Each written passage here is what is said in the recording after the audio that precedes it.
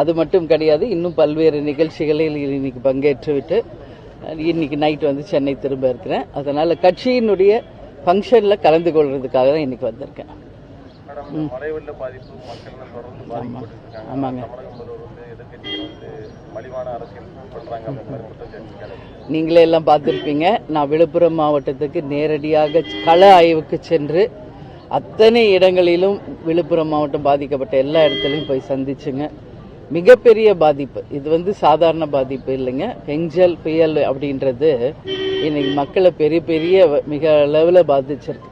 இன்னைக்கு ஆல்மோஸ்ட் விழுப்புரம் மாவட்டத்தில் அனைத்து விளைநிலங்கள் பாதிக்கப்பட்டிருக்காங்க, மக்கள் பாதிக்கப்பட்டிருக்கு.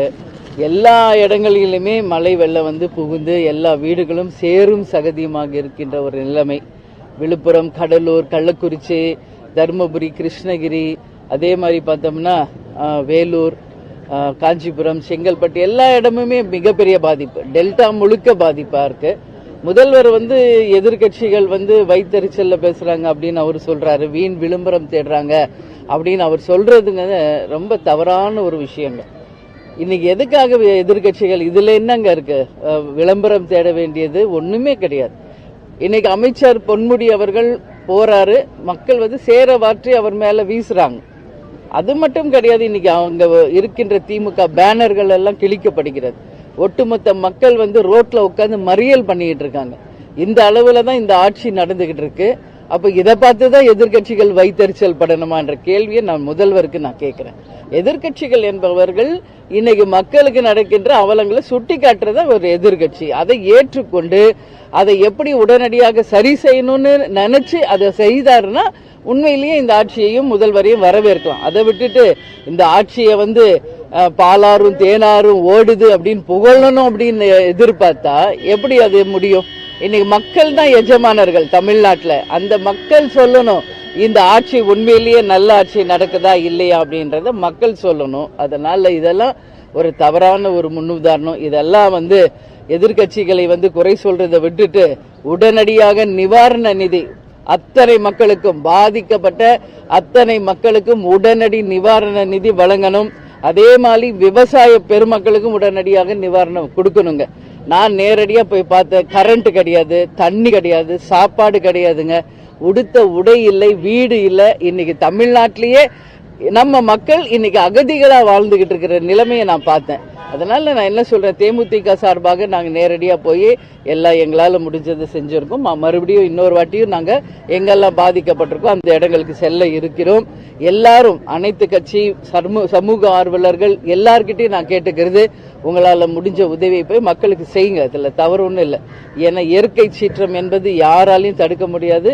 இது வந்து இவங்க முன்கூட்டியே அதை வந்து சரியாக பிளான் பண்ணி அந்த கரைகளை எல்லாம் ஸ்ட்ராங் பண்ணி நல்ல தொலைநோக்கு பார்வையோட திட்டங்களை தீட்டியிருந்தால் இந்த மாதிரி எல்லாம் வந்திருக்காது. எல்லாத்தையும் கோட்டை விட்டுட்டாங்க. இன்னைக்கு மக்கள் பெரும் எண்ணம் இருக்காங்க. இதுல இருந்து அவங்க சீக்கிரம் மீண்டு வரணும்னு சொல்லி நான் கேட்டுக்கிறேன். இல்ல 2000 எல்லாம் ஒண்ணுமே இல்லைங்க. ஏன்னா அவங்க எல்லாம் கஷ்டப்பட்டு கொஞ்சம் கொஞ்சமா சிறுக சிறுக சேமித்த அத்தனை பொருட்களும் இன்னைக்கு இழந்திருக்காங்க. அவங்க உயிரை தவிர மீதி அத்தனையும் இழந்து நிர்கதியா நிக்கிறாங்க இன்னைக்கு மக்கள். இதுதான் உண்மை.